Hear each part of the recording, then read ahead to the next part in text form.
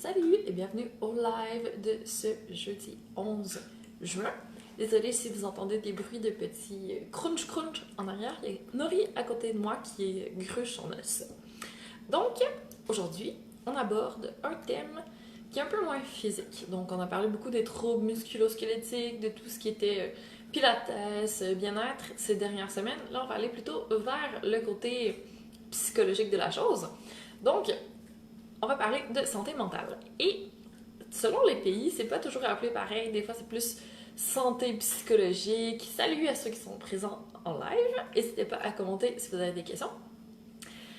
Mais le concept reste le même. C'est tout ce qui est un peu moins tangible, qui est peut-être plus lié au stress. Il y a des maladies qui sont un peu plus graves. Il y en a d'autres qui sont un peu plus légères.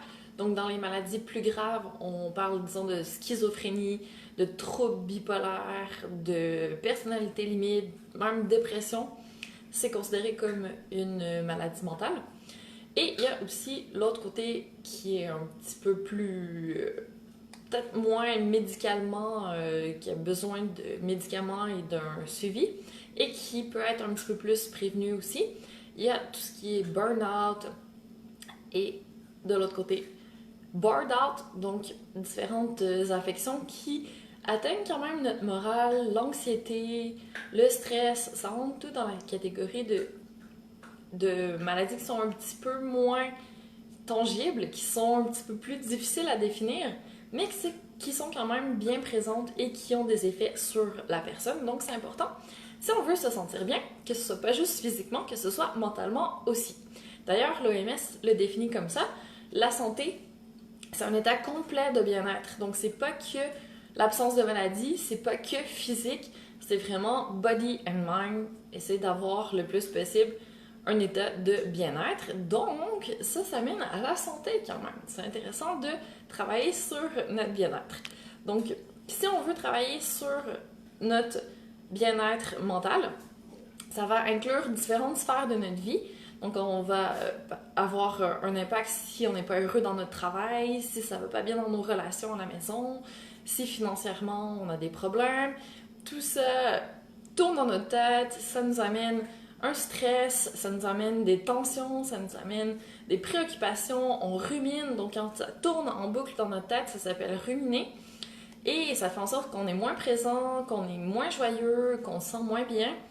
Donc, ça a un impact. Aujourd'hui, on va se concentrer sur le stress. La semaine prochaine, on va compléter. Et j'avais prévu sortir l'article sur le sujet cette semaine. Mais il y a trop de choses cette semaine et j'arrive pas. Je veux faire quelque chose de bien. Donc, on va sortir la semaine prochaine, quand je ferai le deuxième live.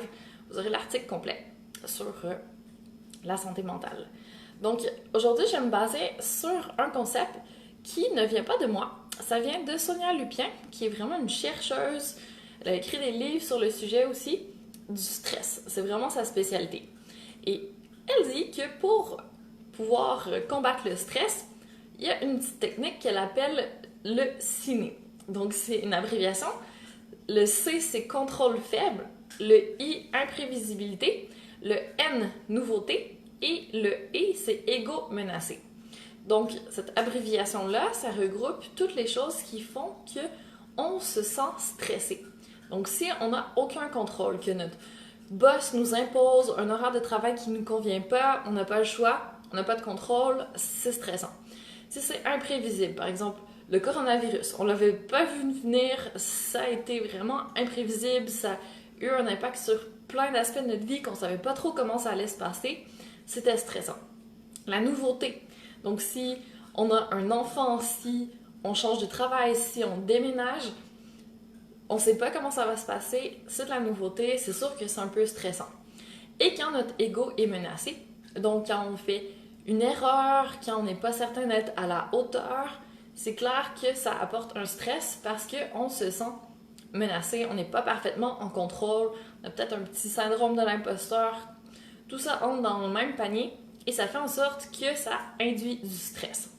Mais la première étape, c'est de se rendre compte que ces facteurs-là sont présents, qu'on est en train de se jouer notre ciné, d'où l'abréviation qui est particulièrement pertinente. Et après, on peut agir sur les stresseurs pour essayer de les minimiser. Donc, si on arrive à retrouver un peu de contrôle, à retrouver un peu de prévisibilité, à apprivoiser la nouveauté, puis à se rendre compte que notre ego, il est peut-être pas si menacé finalement, ben ça réduit le stress, on peut souffler un peu et on se sent mieux par la suite. Donc c'est pas comme à l'époque de nos arrière-ancêtres de Cro-Magnon qui, eux, devaient dealer avec des mammouths qui leur couraient après et que leur vie était vraiment menacée. Aujourd'hui, c'est plus rare quand même que notre vie est vraiment menacée. C'est plutôt psychologique, le stress qu'on doit faire face. Donc, ça veut pas dire que c'est plus simple, ça reste quand même compliqué, mais il y a des techniques qui permettent de mieux dealer avec tout ça. Donc, on va s'en servir, hein? Comme ça, on va réduire le stress, puis on va avoir un petit peu plus de bien-être mental dans notre vie. Donc, vous connaissez certaines techniques, j'espère que vous les appliquez. Si par exemple la méditation, ça fonctionne super bien pour vous, pour vous calmer, vous aider à voir la situation et à retrouver un petit peu plus de zénitude par rapport à ça, allez-y avec la méditation. Si vous, c'est le sport, vous allez courir pendant 1 heure, après vous avez vidé votre tête, vous avez arrêté de ruminer, vous vous sentez bien de nouveau, continuez à courir. Si c'est la respiration qui peut vous aider, ça ressemble un peu à la méditation quand même, je trouve. Quand on se concentre sur notre respiration, on arrête de penser à tout ce qui tourne dans notre tête, ça nous ramène vraiment dans notre corps, ici, maintenant, et ça nous aide à retrouver un peu de contrôle. Donc, ce qu'on n'a pas de contrôle, c'est ce qui s'est passé dans le passé, donc on ne peut pas le changer. On ne sait pas ce qui va se passer dans le futur non plus.